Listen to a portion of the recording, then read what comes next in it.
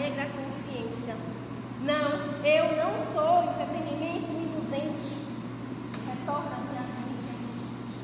Eu quero ser palco, plateia, palanque. Quero ser o coro que canta o nosso levante. Quero andar de mãos dadas com a minha raça. Quero vento e vida na minha cara preta. Vinde a mim, vinde a nós, todos os corajosos zumbis. Zumbi dos palmares que mora logo ali, na esquina de qualquer lugar, na esquina por onde eu queira transitar, na esquina da bala que me atravessou, mas não me deixou sucumbir. Fugir da loucura que tenta, mas que não me draga, não me dragou e nem me dragará. Insisto eu por nós em existir. Quero ser palco, plateia, palanque. Quero ser o coro que canta o nosso levante. Sou palco, plateia, palanque. Sou a ponta de lança do nosso levante. Vinde a mim, zumbi ancestral, que não me deixou sucumbir. Não é verdade?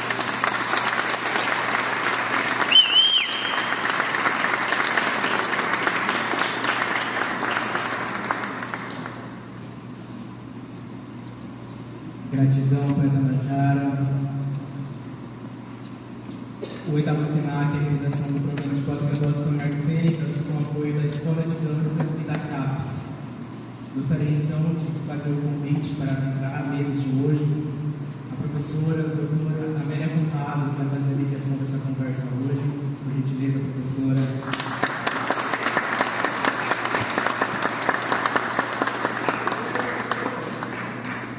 Amélia Conrado, professora titular da Escola de Dança da UFBA, pesquisadora do programa de pós-graduação em dança, líder do Grupo de Pesquisa em Culturas Indígenas, o GIRA, repertório afro-brasileiros e populares. Desenvolve pesquisas e criações no campo das danças negras e populares, articulando arte, educação e estudos étnicos raciais. Gratidão, professora. O oitavo FENAC tem a honra agora de chamar o professor Dr. Alex Nax.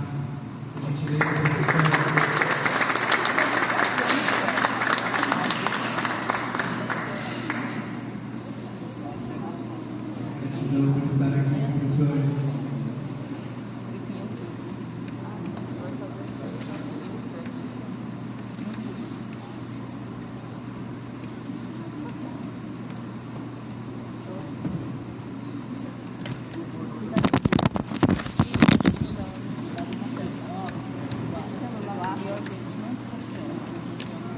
O oitavo agora de chamar o professor mestre Rubens Celestino.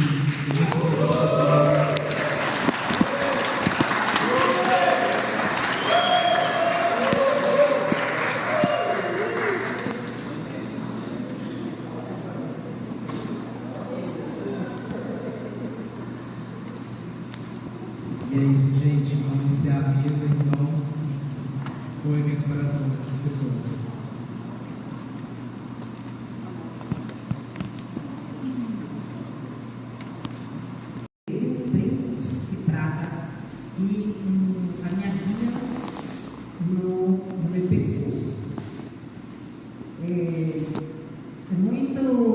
Muita emoção reunir essa brilhante comunidade acadêmica, artística, cultural, religiosa, estudantil, numa quarta-feira. Saudações aos guias e às forças que regem a quarta-feira.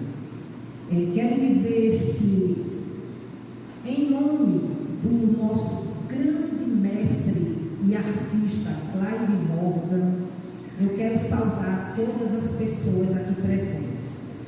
Mestre Clyde Morgan,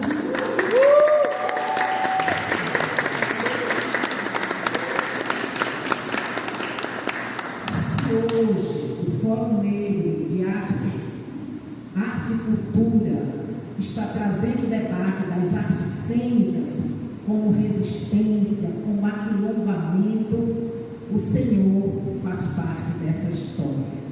E a gente continua. Tem muitas pessoas importantes e eu seria assim delicado, não teria tempo para mencionar todos os nomes. Eu vou rapidamente saudar a vice-diretora da Escola de Dança, a professora Gilsamara Moura.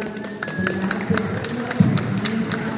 Professora doutora Edmila Pimentel, professora doutora Luciana Marcos, professor doutor Lucas Valentim, professora doutora Célida Saúde, professora doutora Maria de Lourdes Paixão, professora doutora Alexandra Dumas, professora doutora Evelyn Tavares, mestre Erinaldo, doutora Raíssa Biriba e tantos outros mestres, doutores, mestrandos, estudantes da graduação, da pós-graduação. Bom, temos a honra, né, de ter o professor do lado direito, o professor Rubens Celestino, que é doutorando em arte cênica pelo DPGAC da UFBA, mestre em artes, mestre em história da África, da diáspora, dos povos indígenas, da Universidade Federal do Recôncavo da Bahia, pedagogo, professor de teatro, educador popular e militante quilombola. Atua como gestor, produtor do componente cultural Montarte e é babalorixá do Imeaxé de Anjacu, no município de Candeias. É muita honra e muita alegria ter ele. Do lado esquerdo está o professor Alex Haas, doutor em antropologia pela USP, professor titular da Universidade Federal de Goiás, colaborador da Universidade Federal do Maranhão, pesquisador da trajetória da intelectualidade negra brasileira, dedicando-se a estudos sobre figuras fundamentais, como Beatriz Nascimento, Lélia Gonzalez, Milton Santos. É autor de importantes obras, dentre elas Eu Sou Atlântica, sobre a trajetória de vida de Beatriz Nascimento e Lélia Gonzalez, com a autoria de Fábio Luz. Além de pesquisador, é poeta, ativista negro e LGBTQI. Muito obrigada, professor, pela sua presença. Antes de eu passar a palavra, também foram me demandar algumas tarefas, né? Essa mesa fala dos quilombos como tecnologia de criação, artes da cena e insurgências negras.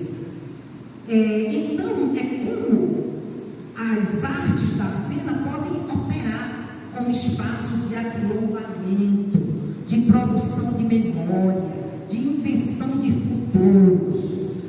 O mestre Kabengele Munanga, né, antropólogo, ele diz que a origem da língua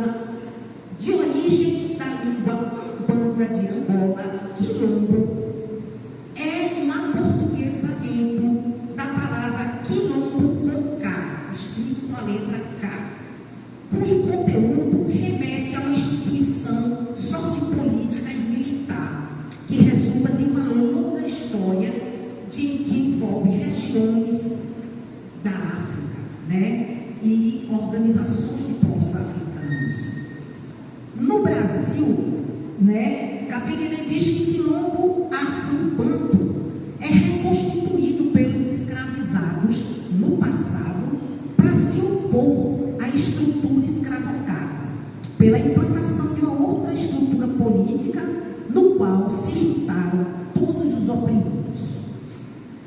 Bom, o sentido de quilombo, né, na comunidade tem a ver com o nosso passado e com o presente. E esse sentido está vivo entre nós. Abdias do Nascimento, ele falou do quilombismo, dizendo que é uma reunião fraterna e livre, solidariedade, convivência, comunhão existencial. Por fim, e para eu passar para os ilustres convidados, Nelo Bispo diz: no quilombo, contamos histórias na boca da noite, na lua cheia, ao redor da fogueira.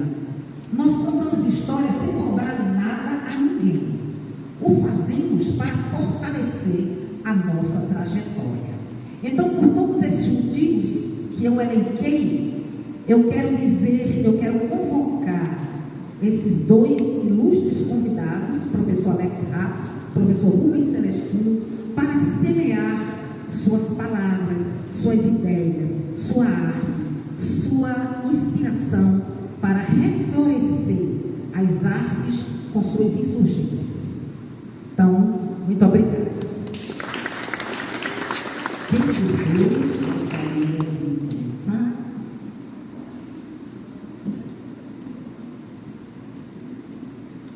Então, professor Alex. Boa noite a todos. Eu sou o professor Alex Ratz, eu sou um menino de Pé Claro, e eu fui de São Luís, mais um do nosso cachaça. Estou com uma batata feita por um estilista mineiro, em particular, grafismo vermelho, preto, amarelo e bege, de óculos, barba e não sou de pulseiras e anéis. Bom, é muito estimulante, muito desafiador estar aqui e ter recebido o convite do Hélio Santos. Ia na palavra da exposição, eu vi as chamadas e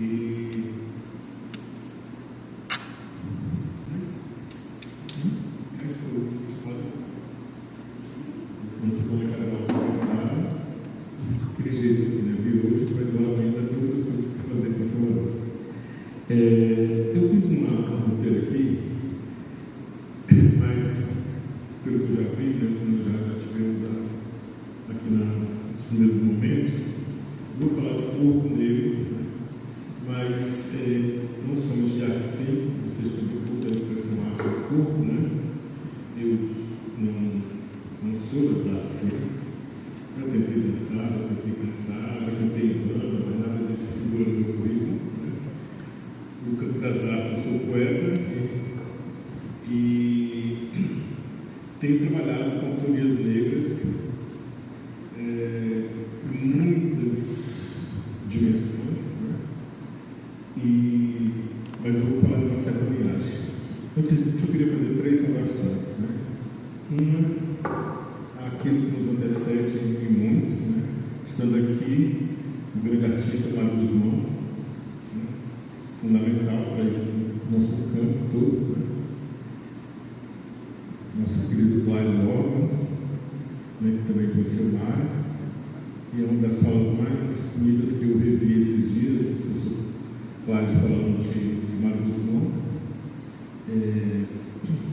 E a minha amiga e querida Nadir Nóbrega, professora local, mestra, professora por essa escola, né? Então, assim agora eu posso continuar, né?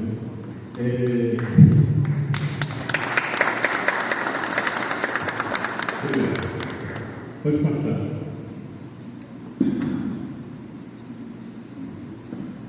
Então, o início muito longo, né?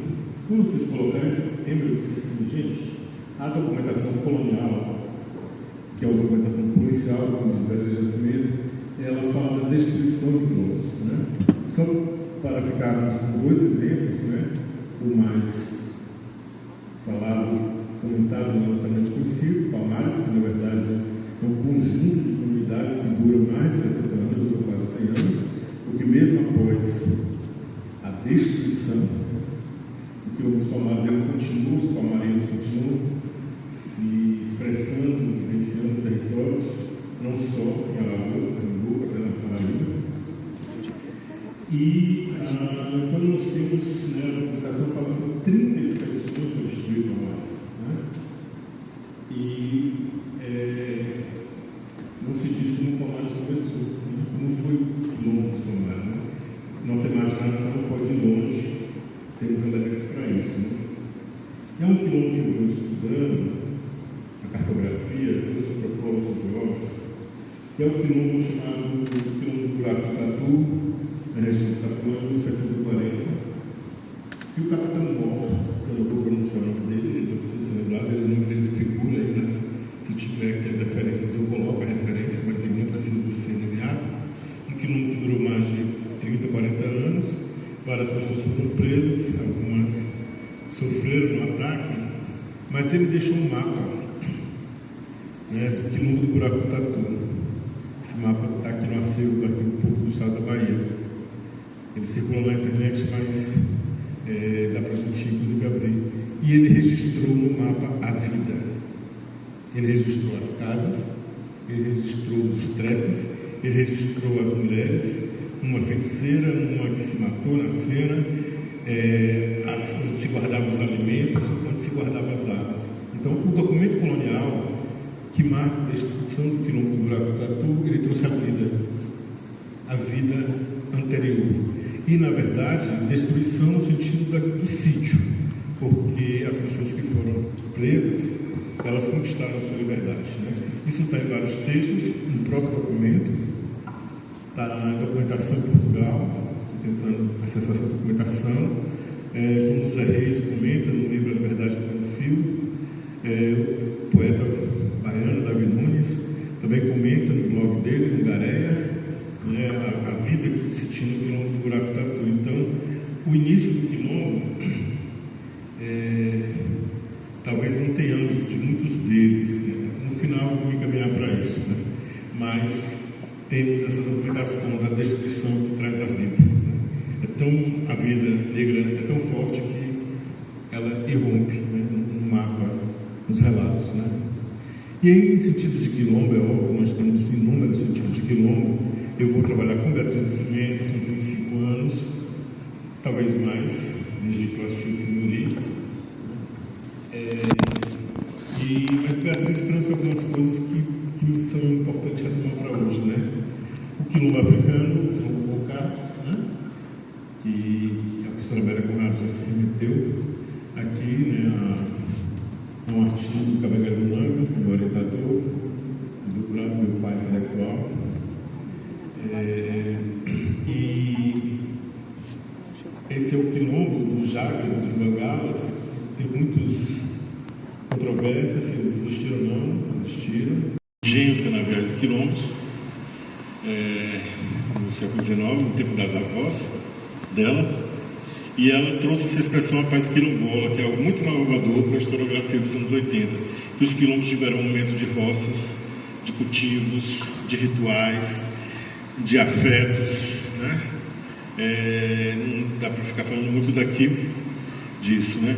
E o quilombo ideológico, que é esse quilombo que a gente fala tanto de aquilombamento, o quilombo dos movimentos negros de todo o século XX, o quilombo dos jornais negros, né? A Associação Cultural Palmarina, o movimento negro dos anos 70, desde 71 a 80, né? Desde o Grupo Palmares de Porto Alegre, que pauta, né, o dia 20 de novembro, dia nosso como Dia da Consciência Negra, o nascimento do Ilhéia aqui, o Grupo André Rebouças, Federal Fluminense com Beatriz Nascimento, Marlene Cunha, Andrelino Campos à frente, apoiados por Eduardo de Oliveira. Quem assistiu o filme Uri conhece um pouco disso. 78, o Movimento Negro Unificado surge em São Paulo, Rio e Belo Horizonte. O primeiro movimento nosso, um dos primeiros que nacionaliza nesses anos 70, né?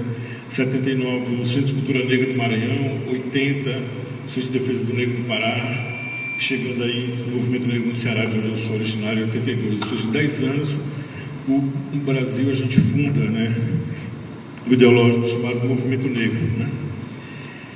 Tão forte esse termo, metáfora, ideia que, por exemplo, os agentes pastoral negros, um grupo pouco conhecido hoje, a sede central em São Paulo chamava Quilombo e a sede regional chamava Mucambo, né? Pode passar.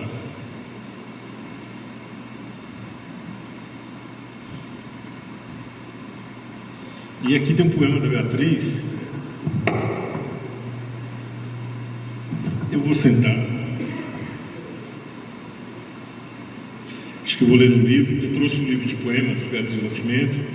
Eu editei esse livro em 2015 com Betânia Nascimento Freitas Gomes, filha de Beatriz Nascimento, bailarina da Companhia de Dança Teatro do Harlem, da Alvinheira, Companhia de Danças Negras, que mora em New York. E ela queria muito publicar os poemas da mãe. E eu não tinha pensado nesse poema, mas eu convivo com uma atriz que tem uma performance chamada Eu Sou Atlântica, Lúcia Gato, e eu disse assim, mas e os poemas de Beatriz, né? Então, vamos transitar aqui entre as referências teóricas, escritas, mas também entre as referências artísticas, porque quem separou de ciência e de arte não fomos nós. Essa é uma separação da modernidade colonialista, né? Essa é uma coisa de branco, né? Euro-branco. Então não tem que justificar, porque a gente alia, né, várias textualidades, inclusive artística. E Beatriz escreveu em 85, 84, 85, um poema chamado Urgência. Ela dedica notoriamente a Zumbi dos Palmares, mas tem uma dedicatória mais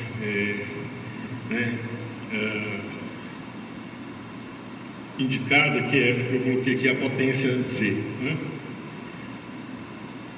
Eu vou ler, não vou vocalizar, e também não vou tentar explicar o poema, mas vou chamar a atenção para a figura que emerge desse poema, né? Sendas abertas, a força pesada, movimento oscilante do conhecido em veias rasgada, irresoluto e precipitante, como um fundo falso, no espelho, véus justapostos, ocultam um olhar como teias metálicas, tornando-se difuso, separando definitivamente o exterior do interior, entrechocam-se e percutem fantasias antigas, que não se miram como a um só pertencente, e eis que surge na arena, dançarino, flamejante de intenções, descabido como algo que desceu em terreno ocupado, misterioso como dádiva encantada, de longínquas paragens, propiciador que ignorava capítulos de sua doutrina, arrebatado com a luz da primeira hora. Entre trevas e lusco-fusco, ninguém saberia dizer sua eternia, de que matéria se constituía, a que missão se destinava. Nas cores que esbanjava, a perplexidade das combinações sufocava os gritos de dor, inibia os brados de alegria, chamejando como picantes chicotes. A volúpia luminosa impedia os sons.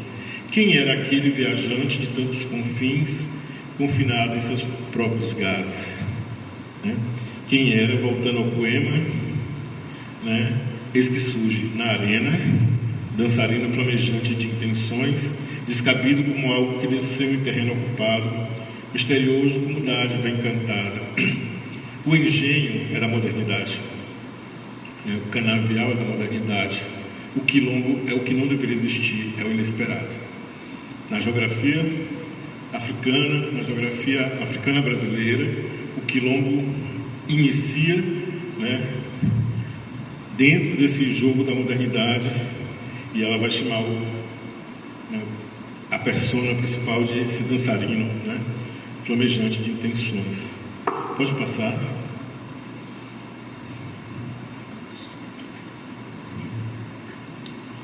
Tá. Ok. Caminhando. Pode passar. Pode passar.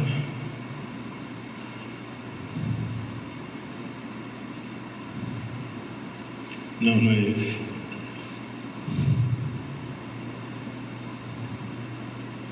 Também não é esse. Deixa eu...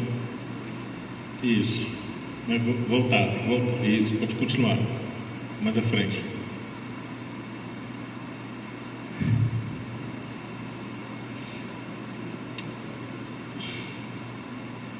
Isso.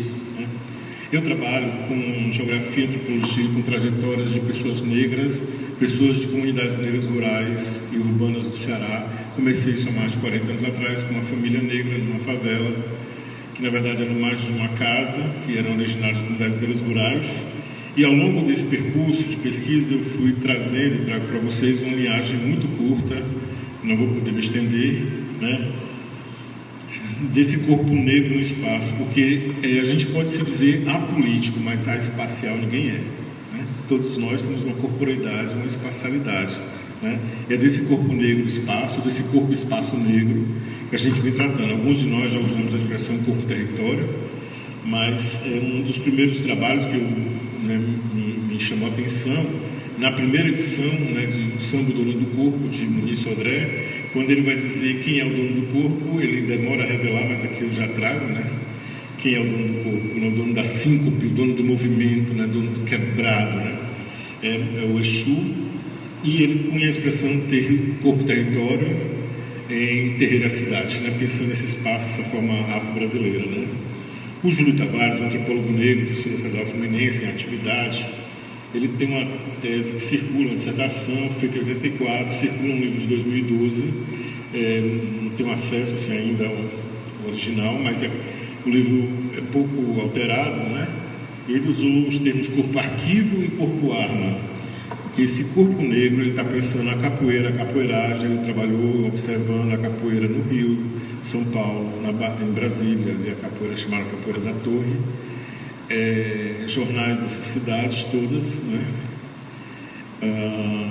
E ele diz que o corpo o saber corporal, o conhecimento corpóreo é um arquivo, né? Isso é muito simples para nós hoje, mas em 84 poucas pessoas diziam isso, poucos autores negros diziam isso, e uma das coisas que me preocupa é assim, por que esses textos circulam ou não circulam entre nós, né? Por que alguns textos ficaram aí, não circularam, porque estão na internet, na verdade, às vezes isso não garante, né? E aí, Beatriz, leitora de Muniz, leitora de Júlio Tavares, tem uns fichamentos assim que ela fez, ela sugere corpo-mapa e corpo-documento, né? Portanto, que esse corpo é um lugar de registros, né? E o corpo-mapa de um país longínquo, como ela diz, né? O corpo-mapa africano, o corpo-mapa negro brasileiro, né? Milton Santos, que sou geógrafo, né? Na geografia da USP, mas isso circulou também no Nordeste, sobre Fortaleza, diziam que Milton Santos não tinha escrito sobre raça e racismo. Milton Santos, desde 1948 a 2000, escreveu sobre África, sobre questões étnico-raciais, sobre cidades urbanas, cidadanias, e ele cunhou uma expressão dizendo o seguinte: nós temos que ter individualidades fortes no capitalismo, mas a cidadania nossa, ela pode ser suprimida se eu sou mulher negra, o pobre, a cidadania pode ser mutilada, né? Eu uso suprimido. E aí ele propôs que entre a cidadania, né, e a individualidade, não coloquei a palavra cidadania aí, existe o nosso corpo. E ele fala de uma forma um pouco dual, que o corpo é um dado objetivo que pode ser subjetivado. Isso está em vários textos. E um texto que a gente lê bastante hoje, né, Performance do Tempo Espiralado, de Leda Martins, mas desde 2012 ou antes, Leda Martins já trabalhava com essas ideias. E, na verdade, muito antes, desde 95, a Cena em Sombras, quando ela estuda o teatro negro do Brasil, né, principalmente de Abdias Nascimento dos Estados Unidos, de James Baldwin, um autor negro, queer, Leda vem falando dessa episteme que está no corpo, né? Isso foi fundamental para mim, porque eu, em Goiás, 20 anos, passei a acompanhar, orientar pesquisas. Eu já pertenço a Irmandades Negras de Nossa Senhora do Rosário São Benedito, em que, quando a gente faz os cortejos, por exemplo, quando chega na encruzilhada, os ternos viram, né? Então tem uma episteme no corpo, e não preciso dizer a ninguém aqui, mas, né, quando um iaô está, né, dançando para seu orixá, quando um congadeiro está tocando a gunga, né, nos chocalhos, nas mãos, a diáspora está nessa pessoa, né? Já estou me encaminhando para terminar. Pode passar, né? E aí, eu que me arrisco a esses... Não, também não é esse. Não é esse. Pode passar. Esse, pronto. Me arrisco a ser poeta, né? Eu moro em São Luís, né? Agora, temporariamente, querendo ficar para sempre. É a cidade que eu escolhi, né? Quase nasci de novo lá, mas não foi possível. E aí eu quero fazer com vocês esse poema que resume muito daquelas ideias de Beatriz Nascimento, de Muniz Sodré, de Júlio Tavares, né? Vamos lá, juntos. Nós não queremos mais nenhum trauma, né? Mais nenhuma dor, né? We don't need no more trouble. We don't need no more trouble. Eu ouço, eu busco, para paredão sonoro, radiola, sound system. We don't need. Eu fujo, eu insisto, paredão sonoro, radiola, sound system. Eu danço, eu existo, paredão sonoro, radiola, sound system. Só mais duas coisas para terminar. Pode passar.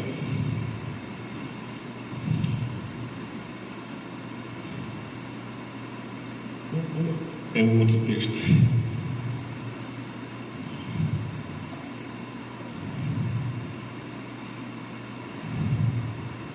Isso. O compositor baiano, Batatinha, né, deixou uma canção que é de uma cortante, de uma fineza muito grande. E se eu fico pensando como é que nasce o quilombo, né, que nasce do trauma, da violência colonial, né, que incide sobre o corpo, né? Então eu penso que a canção traduz um pouco dessa passagem entre a violência e uma possibilidade, né?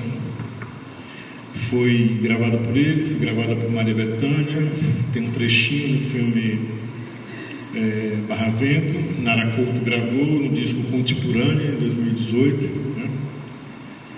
E eu que já canto em banda vou me arriscar a cantar também. Meu desespero ninguém vê, sou diplomado em matéria de sofrer. Meu desespero ninguém vê, sou diplomado em matéria de sofrer. Falsa alegria, sorriso de fingimento, alguém tem culpa desse meu padecimento. Sofrimento e padecer, todos lamentam, mas só eu sei responder. Luto por um pouco de conforto, tenho o corpo quase morto, não consigo nem pensar. Mesmo com tanta agonia, ainda posso cantar, ainda posso cantar, ainda posso cantar. Eu vou deixar com Beatriz a última frase.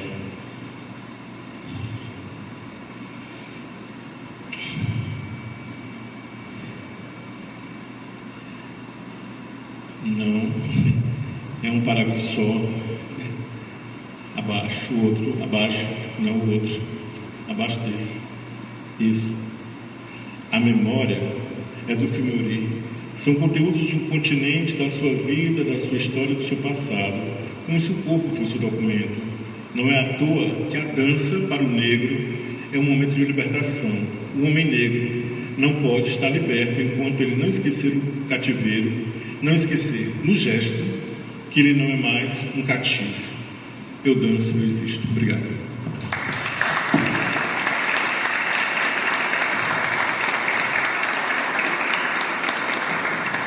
Muito obrigado, professor Alex Hades, pela sua contribuição a esse tema, né? E eu vou passar para o professor Rubens Celestino e depois a gente, juntamente com a contribuição das pessoas presentes, a gente se debruça, né, expande mais as ideias. Muito obrigada, professor.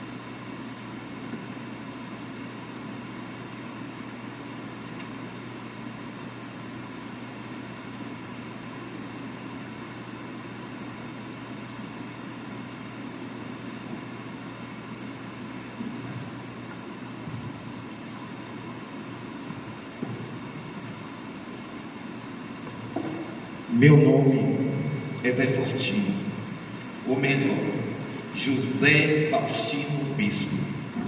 Sempre morei aqui pelas bandas da Vila do Monte. Meu pai era pescador e lavrador.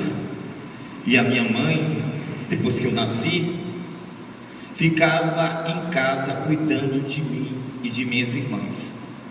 Eu era o mais velho dos 7 irmãos. A Maria, a Ana, a Zumira, a Bernadette, a Zuleide e a mais nova, Domingas.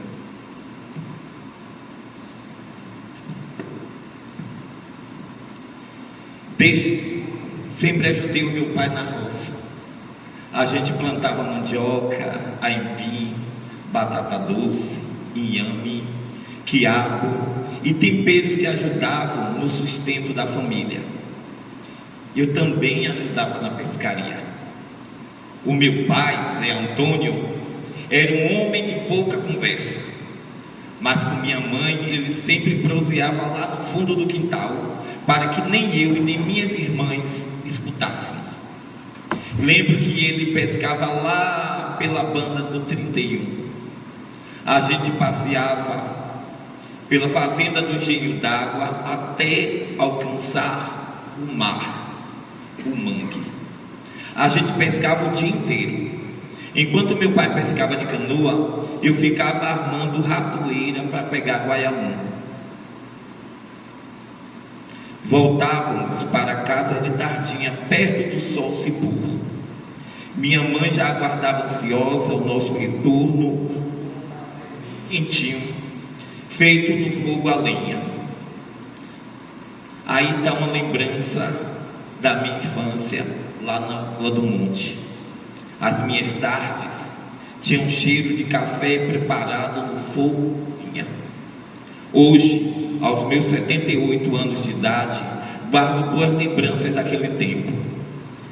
Tempo que não tinha luz elétrica, água encanada, nem tinha ônibus por aqui. Viajávamos de trem.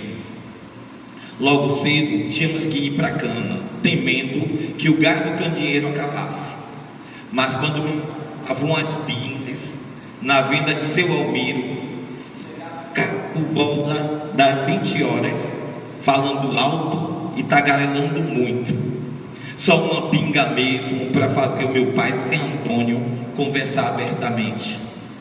Da sua chegada da venda, sempre trazia bolacha pocazóio e carne seca. Era uma festa. Minhas irmãs e eu levantávamos e ficávamos escutando as histórias do meu pai. Minha mãe ficava de cara feia, nunca gostou da bebedeira dele, mas logo que ele começava as histórias, minha mãe se abria.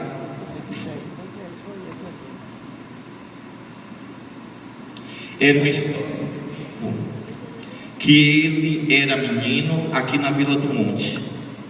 Era uma história da casa de farinha, da casa do azeite, a história do lobisomem, da caipora, da mulher da trouxa.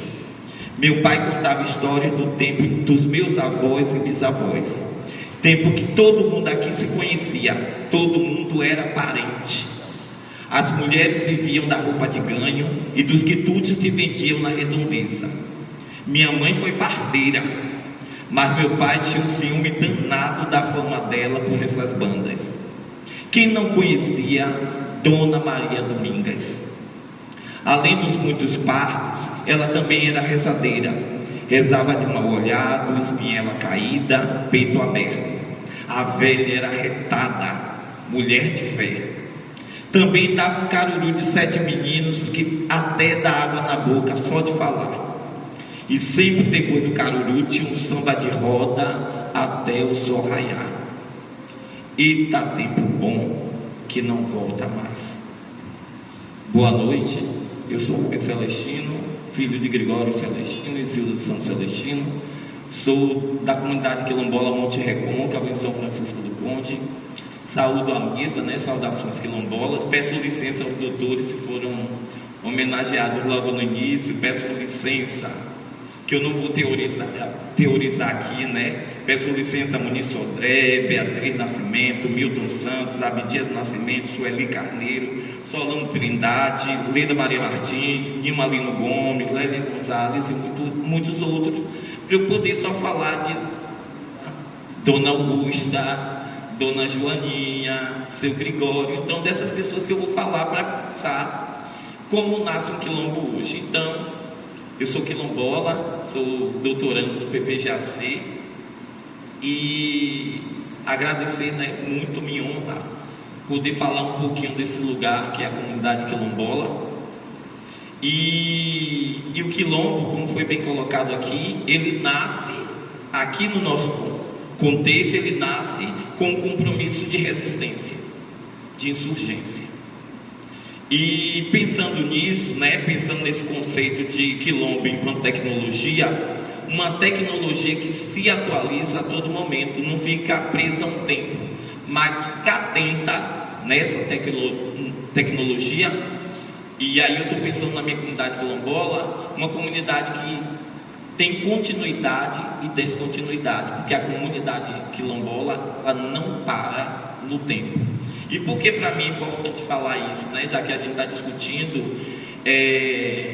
de tecnologia quilombola como força motriz das artes cênicas. E pensar, a gente precisa ter o desafio, né? Assumir esse desafio de pensar como se configura essas comunidades hoje. Porque particularmente, quando eu falo de comunidade quilombola, eu estou falando de terra. E infelizmente é um direito que nos é negado de permanecermos, né, na nossa terra, poder viver naquela terra, porque a cerca, ela cada vez mais aumenta.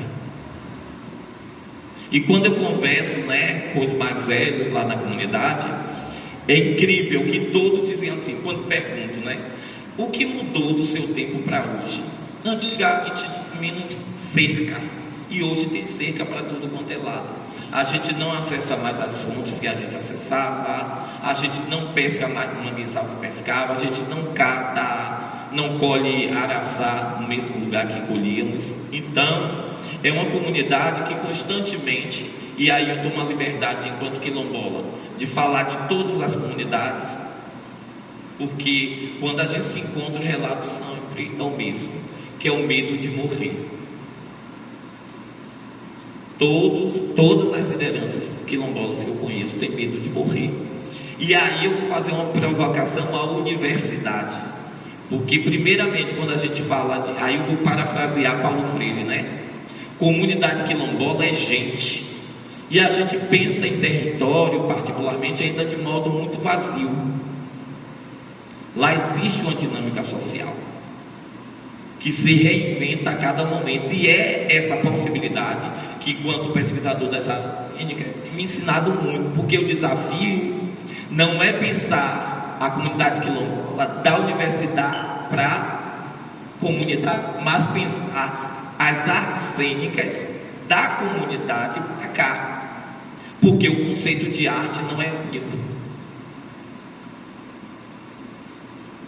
Se não, a gente fala, eu vou tomar, está na moda, e a gente tem o desafio hoje de sermos mais do que modismo. É importante sim discutir as estratégias, as epistemologias quilombolas na universidade, mas a universidade tem que entender que ela está falando disso aí, de vidas. A gente precisa sim pensar nessa universidade enquanto um lugar de humanização, pois me atrevo também a falar isso, eu percebo que há um esvaziamento do conceito de quilombo. Quilombo não é qualquer coisa, é difícil ser quilombo, porque é uma dinâmica diária. Não é meramente um conceito pronto e acabado, mas que se reinventa, como já foi posto aqui, enquanto tecnologia, se reinventa a cada momento. Então, pensar nessa comunidade é entender que existe uma dinâmica social que se forja em casa de farinha, em casa de azeite, em pegar água na fonte. E eu não estou romantizando, que eu acho que é o grande risco de pensar em comunidade quilombola. Nem todo mundo quer ser quilombola, até porque nós fomos educados a não nos aceitarmos enquanto negro. Dizer que é quilombola ainda fere. Há o desafio, pensando nessa tecnologia das artes cênicas, de como a gente vai desafiar o fundamentalismo religioso em dizer que cultura negra é coisa do demônio, é coisa do diabo. Um atabaque na escola para um aquecimento corporal ainda é motivo de pregação evangélica.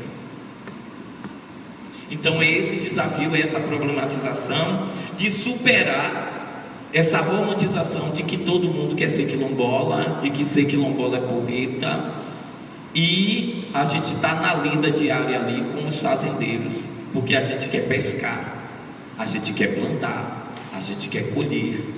E como é que essa dinâmica me direciona para a pesquisa que eu venho tentando fazer? Por que você diz, Rubens, tentando? Porque eu preciso estar sensível às pistas que surgem da comunidade. E não, ao invés de eu pensar da academia para a universidade, como é que os corpos tornam farinha? Como é que esse corpo que está lá tornando farinha, depois de raspar mandioca, depois de colher, raspar mandioca, ralar, botar na prensa, peneirar, para depois ir para o forno, e depois de pronto ainda tem um beiju que a gente precisa fazer. Então, como é que essa forma de performar, né, sendo redundante, né, como é que essa performance de torrar uma farinha, de fazer o azeite, me oferece pistas para pensar em novos jogos de construção teatral? Esse é o desafio que eu tenho tentado durante minha pesquisa responder, e é uma estética, né, a gente está falando de poética aqui, que surge da indignação. Aí eu escrevo indignação enquanto ato criativo, ato de fé e ato revolucionário. Eu penso na indignação nesse tripé de ato criativo, ato de fé e ato revolucionário. E essa estética quilombola precisa estar atenta, aberta às narrativas orais que surgem da comunidade, às memórias que estão presentes nessa comunidade, a matriz. A gente tende, né, sempre que vai falar de quilombo, a gente se reporta a Palmares. Mas Palmares existe, está aqui. Ressignificada, repaginada, eu não sei qual seria exatamente a palavra mais adequada aqui, para pensarmos hoje as comunidades quilombolas. Seja Monte Recôncavo, seja Dom João, seja a Ilha do Pati, seja o Macaco, seja a Cupi. A gente precisa entender que há uma diversidade dentro da própria comunidade quilombola, porque a romantização nos engana a achar que toda a comunidade quilombola é igual, e não é, porque a gente está falando de gente. Então, distanciar-se dessa romantização é uma forma de percebermos essa dinâmica social que, enquanto a gente está aqui nesse teatro, está acontecendo. E que talvez a nossa discussão não seja importante para eles, que a gente está pensando na Terra. Então tem esse desafio de pensar, né, essa arte, esse teatro da comunidade para cá e não o inverso, porque se eu pensar daqui para lá, eu estou fazendo o que já fizeram, chegar lá e ensinar. Mas quais são os saberes, fazeres e afetos que surgem dessa comunidade?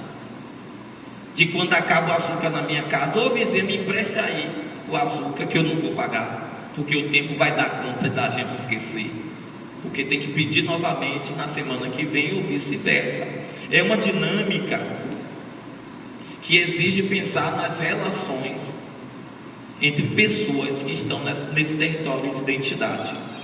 E eu tenho chamado de marcadores de africanidade e afro-brasilidades a circularidade, a corporeidade, a musicalidade, a memória, a oralidade, a ancestralidade, o comunitarismo, a ludicidade. Não coisas separadas, mas tudo acontecendo ao mesmo tempo. E aqui eu chamo a atenção para a religiosidade. Enquanto babalorixá, eu tenho insistido muito, nos campos que eu atuo, de entender que religião é uma coisa, religiosidade é outra. E eu me atrevo a dizer que a religiosidade, ela é inerente à pessoa. Quem aqui nunca sentiu uma dor e foi no quintal comer uma folha para tomar um banho, fazer um defumador, fazer um chá? Só fazemos isso porque acreditamos, e acreditar é fé. E por isso que eu tenho insistido, que essa compreensão de entender a religiosidade enquanto um marcador, uma potência, pensando em tecnologia, que é nosso tema aqui, entender que é inerente ao homem. Toda pessoa, toda e qualquer pessoa tem fé em alguma coisa. Isso é o que eu tenho percebido na minha pesquisa. E pensar nesse território enquanto elemento organizador de proposição estética, pensar nesses elementos que eu tenho dialogado, tenho interagido, de pensar, se eu quero desconstruir um modelo único de teatro, eu preciso estar atento a esse contexto que eu estou interagindo, porque as pistas surgem dessa pesquisa, dessa relação, dessa conversa sempre com um morador mais antigo da comunidade que diz: Rubens, quando você ainda era menino, eu lavava a roupa na fonte de baixo, e eu percebo que lavar roupa na minha comunidade é o Instagram da atualidade, porque era um lugar que todo mundo atualizava as informações, quem está namorando com quem entrou no mato meia-noite, quem brigou, quem traiu quem. Todo esse contexto, toda essa dinâmica se dava no momento de lavar roupa. E um lavar roupa que começava às 8 da manhã, e às vezes até mais cedo, e terminava às 16, 17 horas. Porque eu tinha que lavar a roupa, tirar quará, o anil, aguardar aquele tempo, voltar para lavar, estender, dobrar e voltar para casa com água nos baldes e panelas. Olha que Instagram maravilhoso. E ali se conversava de tudo. Eu lembro bem, que eu não sou nenhum menininho, de que a gente sabia da vida de todo mundo. Então era interessante lavar roupa com minha mãe, porque eu queria saber de quem estava com quem traiu quem. Até porque o fuxico, a fofoca, incutir em nós que é coisa ruim, mas numa comunidade quilombola é tecnologia. Dona, minha vizinha sempre varre o passeio no mesmo horário. No dia que ela não varre, eu fico preocupado. Cadê Dona Maria que não levantou até agora? Vou lá bater. Então é essa dinâmica que me oferece, epistemologias, já estou encerrando, epistemologias que vão redirecionando a forma de fazer teatros. A forma de fazer teatros. E para encerrar, que eu não quero teorizar, mas eu não vou perder a oportunidade de vir para cá, para a academia, e não trazer o Nego Bispo comigo. Eu vou falar de nós ganhando, porque para falar de nós perdendo, eles já falam. E eu acho que é bem isso, a gente pensar como surge o quilombo hoje, nesse lugar da indignação e nessa possibilidade de existir para além da academia, para além da universidade. Muito obrigado.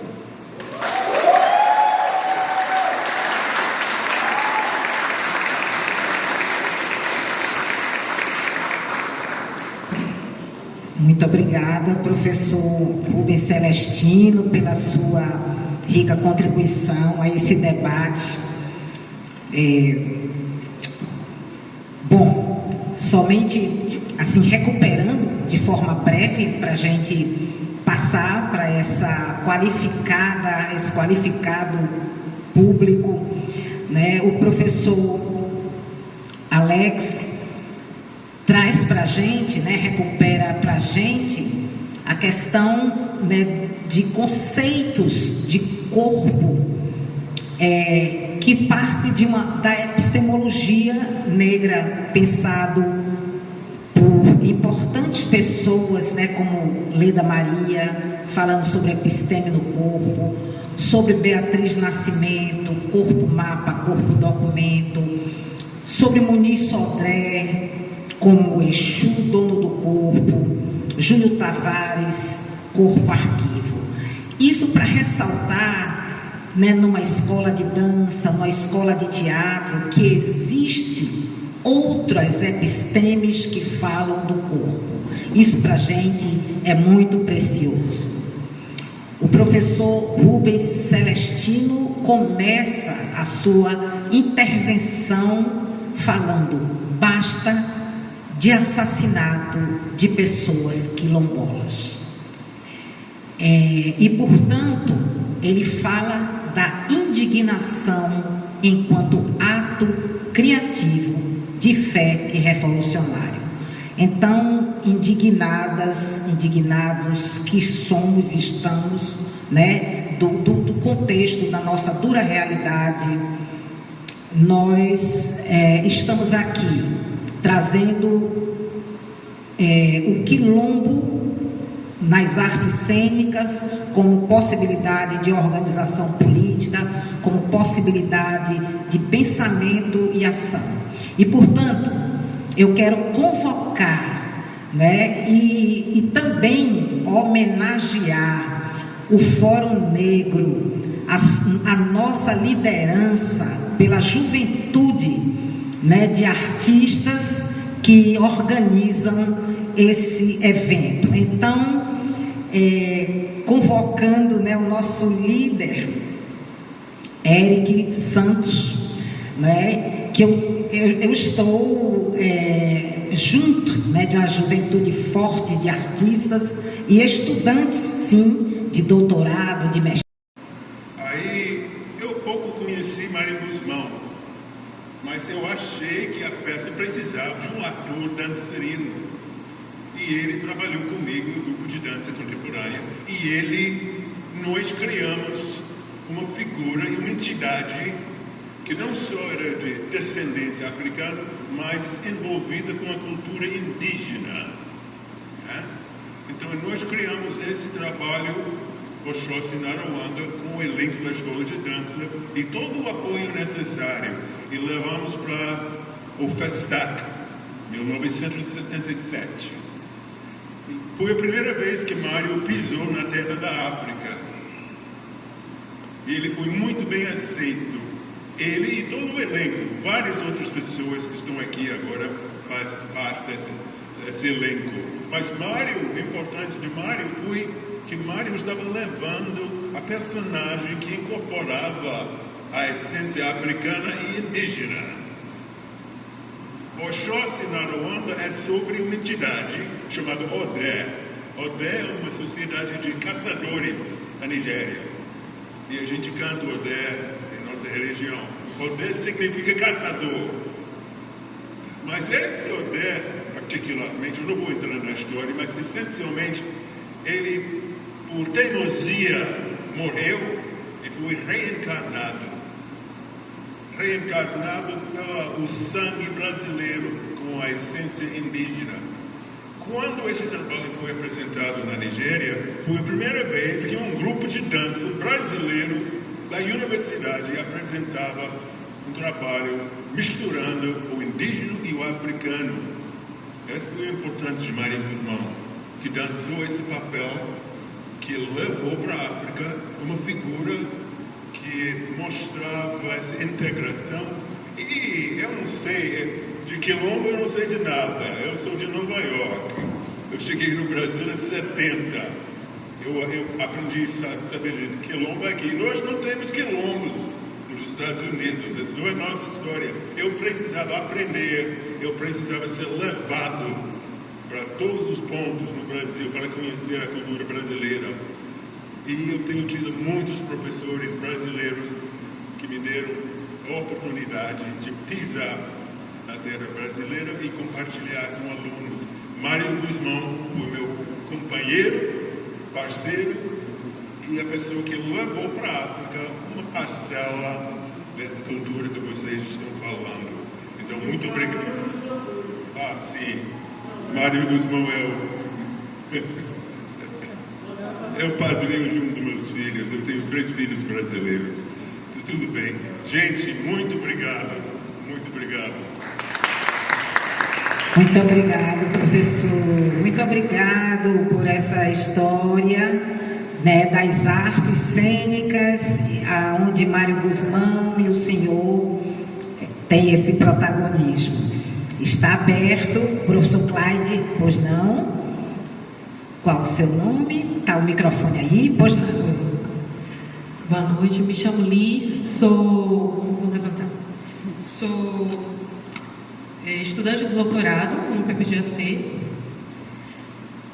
Sou moradora de Itapuã e quando o professor Alex Larratz falou do buraco do Tatu me emocionou muito, porque a gente hoje, professor, a gente faz um percurso com o coletivo que a gente faz parte lá, que é uma caminhada em uma das partes que a gente, com os nossos mestres da região, mestres griots, a gente supõe que era um dos vestígios do buraco do Tatu. Uma das portas de entrada seria o minadouro da Saborosa e o Abaeté, propriamente dito, e o Abaetézinho, que é uma lagoa que parece um pulmão lindo, precioso, que fica perto da minha casa. E a gente recentemente fez uma caminhada com estudantes falando sobre essa experiência, né, de entrar na mata, num lugar onde era vestígio do buraco do Tatu, que é esse quilombo que, pelas histórias dos mestres também, viu, professor? É que a gente é guiado por esses mestres mais velhos lá, né, mestre? Em relação mesmo tempo, espaço, corpo, que parte de outras noções, talvez estruturadas e reelaboradas no quilombo, nas culturas negras, que não no tempo de um Cronos, de um deus grego.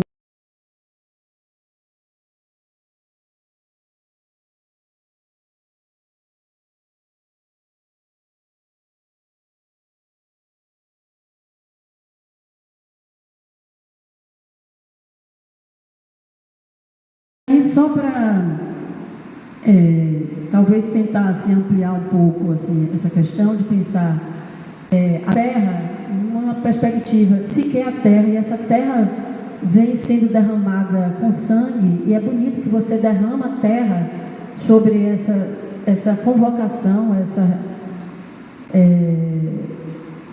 pare de matar as pessoas quilombolas, e se matam as pessoas quilombolas por serem negras e por estarem em terrenos por uma lógica de privatização da terra. Então eu queria, se possível, que você falasse, para a gente não deslocar, na medida do possível, o sentido da economia, do capitalismo, que gere uma flora da terra diferente dessa tecnologia quilombola. E que isso vai para as artes de diversas formas, desde o direito autoral, ou seja, a propriedade construída em torno da arte vira uma propriedade de uma pessoa e não desse pisar o chão, não dessa coletividade, e dentre outras questões.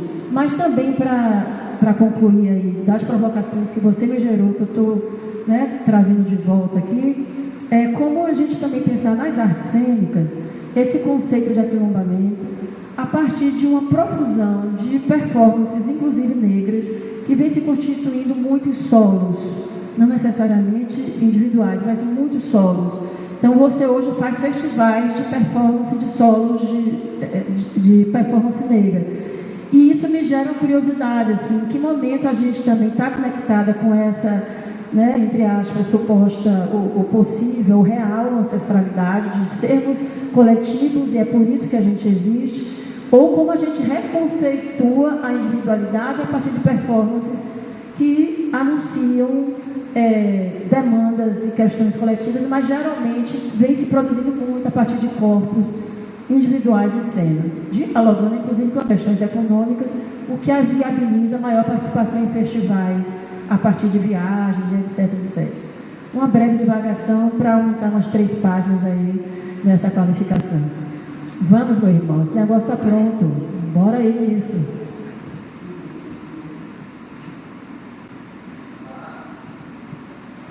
Oi. Lá diz assim, né? Quando alguém cobra uma coisa, né? Vou começar pela tese. Eu recebi uma comida de rabo. Lá diz assim, você viu? Fulano recebeu uma comida de rabo. A tese vai sair, tá? E tem que sair. É uma relação entre tapas e beijos, como diz a canção. Mas pensando na propriedade privada, né, que nos atravessa totalmente, porque a gente percebe que esse conceito de território, ele é alimentado pelo conceito de territorialização e territorialidade, que são os ires e vires, né, das pessoas que constituem esse território. E o que eu posso relatar a partir do lugar que eu ocupo, que é a comunidade quilombola Monte Recôncavo, é que essa questão da terra, ela é basilar. Eu tenho me repetido nisso, né? Porque quando a gente fala de educação para as relações étnico-raciais numa comunidade quilombola, quando a gente fala de educação escolar quilombola dentro da comunidade, ela passa essencialmente pela terra, por essa relação. A terra é organizadora das relações sociais, porque a farinha é de meia, a terra é de meia, a fonte da onde na comunidade. Então, pensando nesse conceito de terra, nessa propriedade privada que nos fere drasticamente, porque eu sou de uma comunidade que eu não tenho o documento da minha casa, por exemplo. É uma realidade das comunidades quilombolas. A gente não tem a escritura da terra. Eu tenho um documento de compra e venda, mas porque essa terra que eu conheço, ela era uma terra de base comunitária, onde a gente foi ocupando. Para isso, é isso que eu tenho que colocar. Mas também a professora toca numa coisa que eu percebi na comunidade. Quando eu pergunto a alguém o que é teatro, é um bocado de gente fazendo coisa. Então, sempre para a comunidade quilombola, o teatro, a arte, não é uma coisa solo. Há uma coletividade. O professor trouxe essa palavra, coletividade. Então, compreender que no contexto quilombola, apesar, para sair, né, quebrar essa romantização, porque não é fácil, gente, somos ameaçados constantemente, de forma velada, de forma explícita, mas para pensar, né, nesse lugar da terra, porque aí está a sacada, Alexandre, de como é que a gente fala das nossas alegrias e não das nossas tristezas. Eu acho que os espetáculos que eu assisti há 10 anos atrás sempre estavam no lugar de fazer chorar, de sofrer. E agora o que eu tenho percebido é que as artes cênicas comprometidas com o quilombo tem que pensar nas nossas alegrias. Como é que a gente, depois de tanto tempo, está aqui falando de teatro, falando de quilombo enquanto tecnologia? Não sei se respondi, mas pensar nessa questão da propriedade privada é repensar o nosso conceito de nação, pois, né, a Constituição está aí brasileira garantindo terra, mas é um país que nunca fez reforma agrária. Então é necessário a gente olhar para o que está embaixo dos nossos pés, que é essa questão da terra, dessa dinâmica social, dessa estrutura social, que tem muito a ensinar, tem muito a ensinar, seja através do samba, seja através do Caruru dos 7 Meninos, seja através da esmola cantada. Então nós temos muitos elementos, e pensar nesse teatro que precisa se ajuntar. Eu também sinto, né, porque a gente tem visto muitas produções individuais, mas para a comunidade quilombola, as senhoras, né, de 80, 70, o que é teatro? As palhaçadas, é um bocado de gente na rua fazendo coisa para a gente rir. Então o teatro sempre está nesse lugar de muita gente, de coletividade. Obrigada pela sua resposta, professor Rubens. Por gentileza, professor. Alô?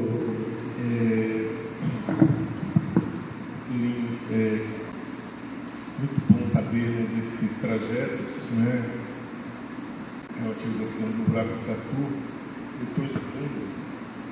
Eu estou estudando os mapas coloniais com uma professora chamada Kenia Gonçalves Costa, uma geógrafa e cartógrafa, né? E o que a gente vê em mapa histórico? Ou não tem quilombo, né? Durante muito tempo não tinha. Ainda é muito raro que venha no didático mapas de quilombos. Mapas históricos de quilombos deve ter uns 4 ou 5 no Brasil, 6 talvez. Tem um que é atribuído a Palmares, que é uma cena muito interessante, tem uma paliçada. homens vigiando alguém lá em cima, homens pescando, seria uma cena da paz quilombola. É um mapa atribuído a Palmares, né? E ele circula bastante assim, tem uma qualidade gráfica muito interessante, mas ele aparece junto de uma cena na capitania de Pernambuco, que tem a Casa Grande. Essa casa que nem sempre foi esse nome, né, chamada Senzala. Então teria o engenho, né? Aqui é o equipamento moderno, como eu disse, a modernidade, né? E em outra cena, esse outro lugar que não foi esperado, muito menos que tivesse a paz quilombola, né? Tem os 3 mapas de quilombo de Minas Gerais, Mato Grosso, e o mapa do quilombo do Buraco do Tatu, que é de 1743, né? E aí o que essa minha amiga tem estudado é a representação das mulheres na cartografia colonial. Então, no mapa do quilombo do Buraco do Tatu aparecem 2 mulheres. E ela estuda os mapas da Rainha Ginga. Na Rainha Ginga aparecem 4 mapas coloniais. A Rainha Ginga levou 300 anos para ter uma biografia, a biografia da professora negra, a professora Linda Haywood, da Universidade de Howard, Universidade Negra, onde Toni Morrison deu aula. Está em português, a biografia da Ginga de Angola. Ela pergunta por que essa rainha levou 300 anos para ser biografada. E a gente estudando os mapas coloniais, né, eu sou professor de Geografia da África, a gente fala assim, História da África tudo bem, mas Geografia da África, né? O colega Rafael Santos da UNB também deu aula aqui, é originário daqui. Então, nas aulas de Geografia da África, trabalhando com esses mapas, e aqui quem passou um tempo em Portugal, como que essa rainha ela é tão importante para vários reinos africanos, o reino do Dongo, o reino de Matamba, mas que também está ligado ao reino do Congo, o reino de Luanda, e que está ligado, né, a uma intervenção com portugueses e com holandeses e com ingleses. Um aluno meu, branco, de 60 anos, um homem já graduado em outra área, jornalista, ele disse assim, essa mulher tem uma geopolítica, a geopolítica da Rainha Ginga. Então, está vendo que pela história é interessante, pela cartografia e pelo chão, né, pela terra, né, pelo olhar de quem está nos lugares, né. Eu vou contar agora a história de outra forma, né, eu venho de uma família interracial, né, um homem branco, um homem negro indígena, 2 famílias na verdade, né, e a gente morou no centro de Fortaleza. Meus ancestrais são quase todos urbanos, motoristas, tipógrafa, carteiro. E Fortaleza é uma cidade que, se eu estiver olhando para o mar, para o leste é uma cidade que não é verticalizada, uma cidade preta, pobre, trabalhadora, quilombola, indígena. Né? A região metropolitana de Fortaleza hoje tem 15 quilômetros, 10 só em Calcaia, que é uma terra indígena também, que é a terra do povo Tapeba, que foi o primeiro grupo indígena que eu vi, assim, decidir entrar nesse mundo, né? Dessas questões com negros, pessoas negras indígenas originárias. E aí, nós fomos morar, né? A gente não tinha recurso, meu avô, meu pai, minha avó tinha falecido, num conjunto habitacional periférico da Coab, numa área chamada Papicu. Hoje, se eu falar Papicu, as pessoas dizem, mas é área rica, conjuntos habitacionais encostados com favelas, vizinho a favelas. E no contato de movimento social, que eu vou contar a história toda aqui, eu conheci o pessoal da favela do Trilho, ao longo do Trilho, né, que tinha essas famílias pretas. Em Fortaleza, o Estado do Ceará que dizia, não tem negro, não tem índio. Né? Esse era o discurso, desde qualquer pessoa na rua até o diretor do mestrado de Sociologia, que tinha estudado na Sorbonne. Todo mundo negava, ou seja, negava o direito à existência no território.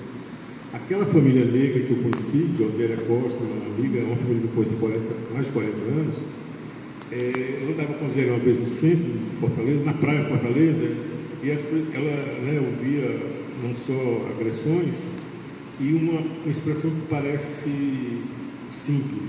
Vocês não são daqui, né? Porque pessoas de pele escura, né, em Fortaleza podiam ser baianas, mas não cearenses, ou seja, seu corpo mapa não é desse lugar, né?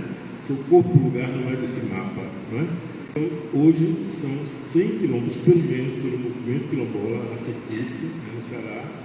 Eu não pesquiso, colaboro, não faço mais pesquisa há muito tempo, né? Sou colaborador. E tem uma cena que me chamou muita atenção esses dias, né?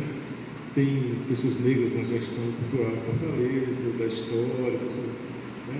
E aí está tendo uma exposição chamada Quilombolas, no Centro Cultural Dragão do Mar.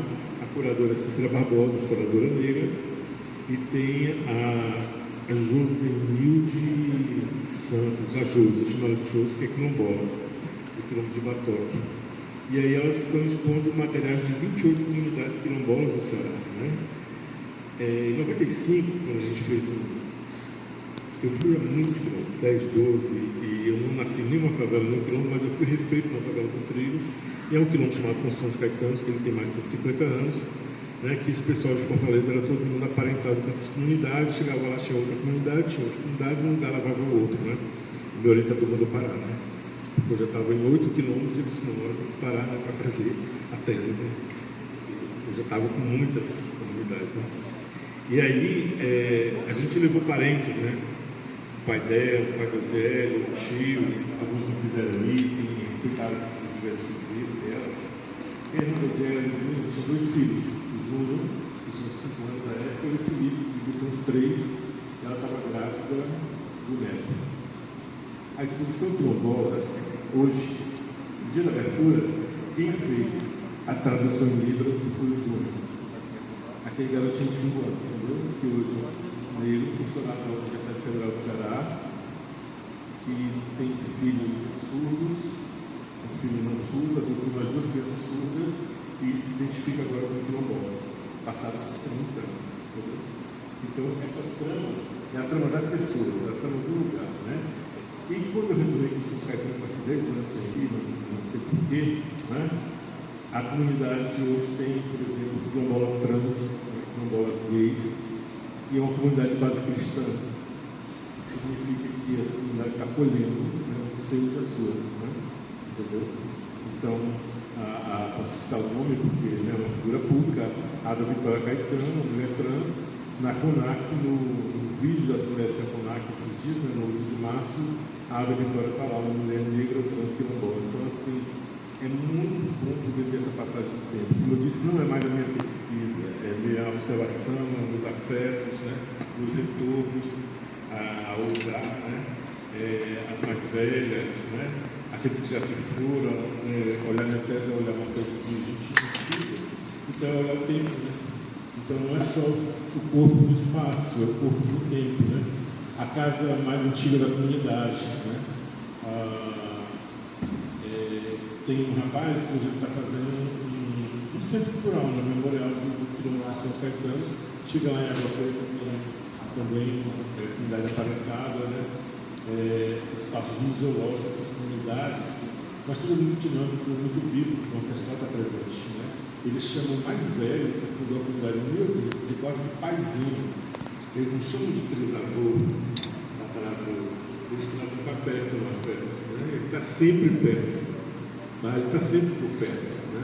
O ancestral, esse ancestral, no sentido Mangangoma, a partir de Calegapinanga, fala, né? Ele é dono do ancestral tio que deixou um legado, né? Então, é muito vivo essas pessoas assim, né? Então, eu não teria sido um geógrafo ou professor se não fosse esse contato, né? Hoje é um prepúcio, hoje é afeto, no Instagram, via as produções, via as visitas, e eu não quero, mas eu dizer de outra forma, né? A gente vai botar tudo isso aqui, perseguição conceitual aqui não vai ter um sentido único de novo, nunca vai ter. Os quilombos não podem ser mais uma vez perseguidos, dizer que quilombo é isto e pronto, entendeu? Não chega de perseguição dos quilombos, inclusive de perseguição conceitual.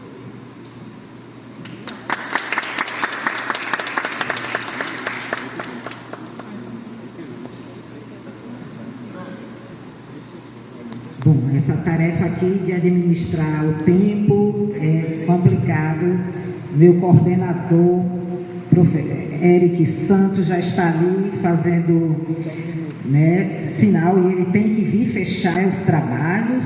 A temática é rica, muito importante saber que esse conceito também de, em termos geográficos, hoje no Brasil temos os quilombos urbanos, né, os bairros, os grandes bairros populares, né, nos quais estão concentradas importantes instituições artísticas e culturais em todos os estados, Maranhão, Pernambuco, Salvador, né, o bairro do Cabula, o bairro da Liberdade, né? E o Fórum Negro articula no corpo, né?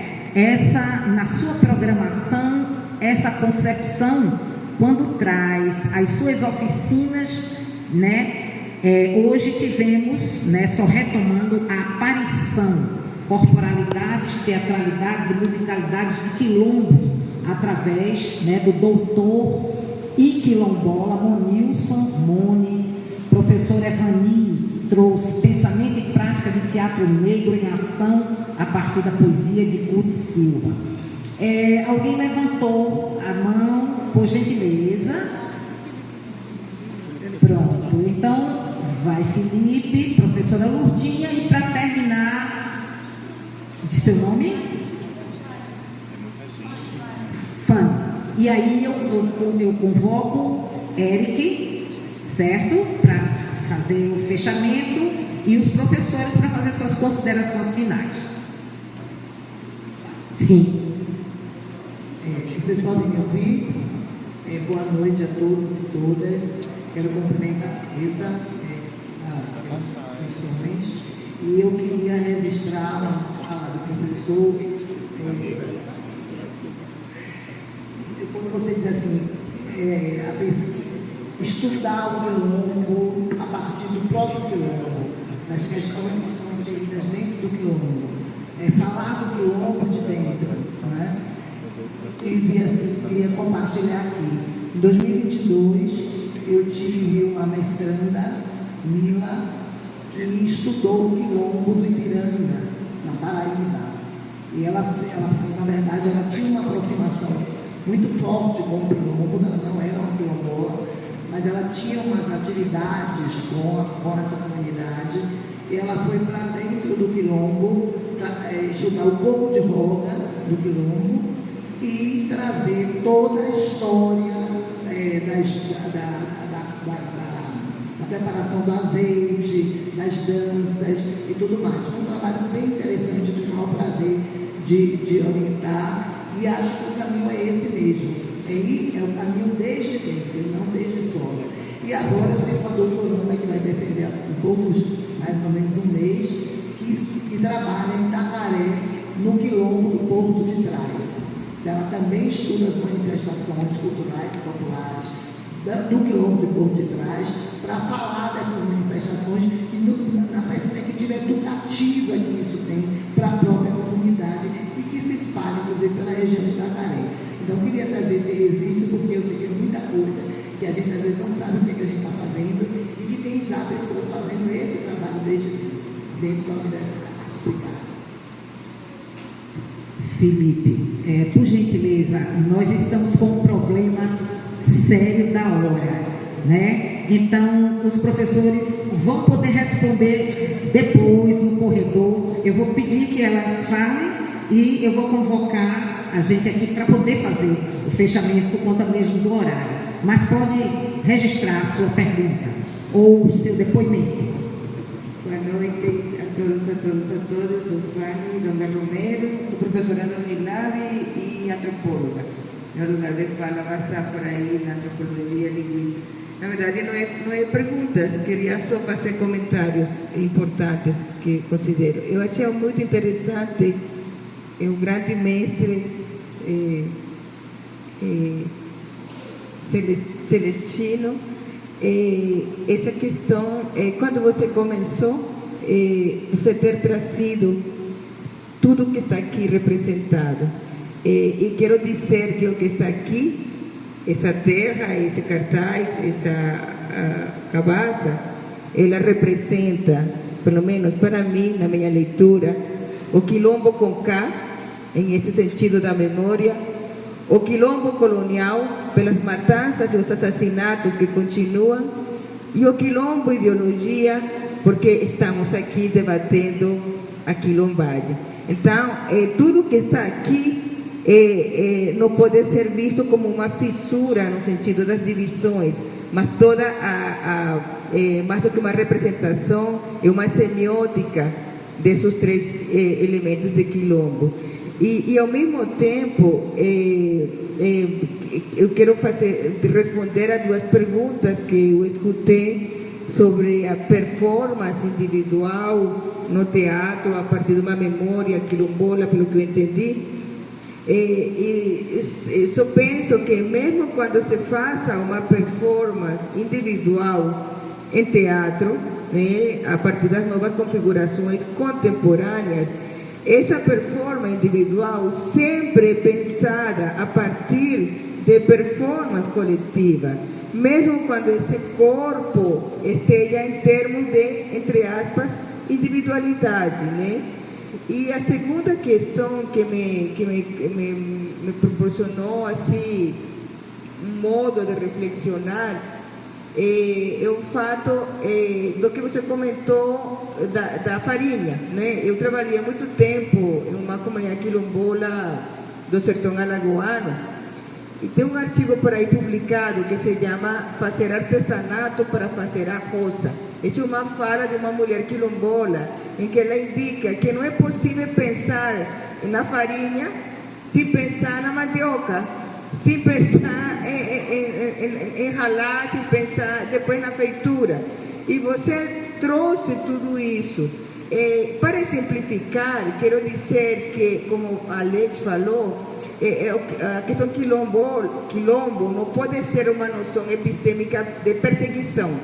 Para isso, é preciso pensá-lo muito mais extensamente nessa chamada americanidade, trazendo o conceito muito citado, muito falado, mas muito pouco vivido, né? Principalmente aqui no Brasil, e digo isso por experiência. Eu recentemente tive uma banca de doutorado que se chama El Baile de los Muertos em São Basílio de Palenque. São Basílio de Palenque foi o quilombo, o primeiro quilombo livre das Américas. Fica na Colômbia, Caribe colombiano. Se chama São Basílio de Palenque. E lá tem uma questão chamada El Baile de los Muertos. O Baile de los Muertos, mais do que um ritual, no sentido antropológico do termo, é uma experiência vivida, cotidiana, do dia a dia. Eles trazem, por exemplo, performances de galinhas que não se comem, mas que são criadas no quintal para reverenciar seus mortos. Não estou falando de dar a comida ao morto, estou falando de performatizar a galinha e dançar em volta dos mortos. Então, quando você traz a questão de o movimento da farinha, torrar a farinha, cortar a mandioca, descascar a mandioca, todo esse processo, para vivenciar a dança e o teatro, seja lá como se chame, isso é exatamente o que se faz em muitos povoados, muitas comunidades, muitas sociedades quilombolas da América Latina. E que no Brasil há pouco diálogo com elas. Para sintetizar isso, trago aqui a última poesia que o Alex colocou sobre Beatriz Nascimento, quando ela fala do gesto. Ora, o que é o corpo se não é linguagem, se não é signo, se não é semiótica? Então, a Beatriz Nascimento coloca nesse último poema que estava aqui, gesto, desculpa, já estou terminando, gesto, ele não pode ser, para não ser mais um cativo. Então, é através do corpo, este corpo que está aqui, estes tantos corpos que estão aqui, quilombo cocá, quilombo ideológico, quilombo colonial, que é possível pensar esse gesto no corpo para não sermos mais cativos. Né? Um pouco esse é o comentário que eu queria falar, um modo de pensar de novo a dança e o teatro. Muito bom, muito bom, muito bom. Bom, eu quero convidar o nosso coordenador geral, né, Eric, pelo tempo a gente tem que encerrar, né? Eu vou passar para os dois professores e já agradecer, né? Assim nós estamos honradas, né, por essas presenças, por essa contribuição numa temática tão importante para o nosso campo de estudo, para as epistemologias negras. Então, eu passo a palavra para o professor Rubens, para o professor Alex, para fazer suas considerações finais. E imediatamente eu passo a palavra para o nosso coordenador, Eric Santos. Muito agradecido, muito comovido, muito estimulado de estar aqui, de ter ouvido, né, vocês. As aulas começaram, não posso ficar mais.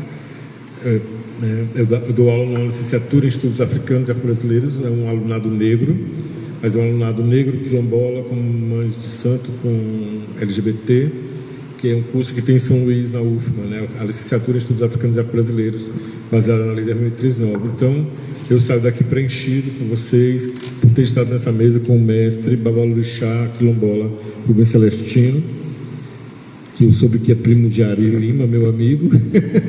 Assim que eu cheguei, foi mais uma informação, né?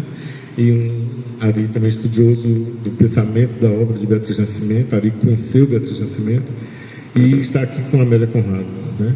Que a gente tem algumas pessoas em comum, depois a gente comenta. Muito obrigado pelo fórum, obrigado, Eric, por ter chamado, né? É assim que funciona. Muito obrigado. Oi. Quero agradecer. Como eu estou ficando velho e não burro, me leiam, né? Adquiram meu livro. E eu mudo o Bucifuó. Eu saio também assim como professor mais preenchido e mais convicto do teatro, que eu acredito que é aquele teatro para a emancipação, para o fortalecimento, para a proteção da nossa gente. Muito obrigado e boa noite.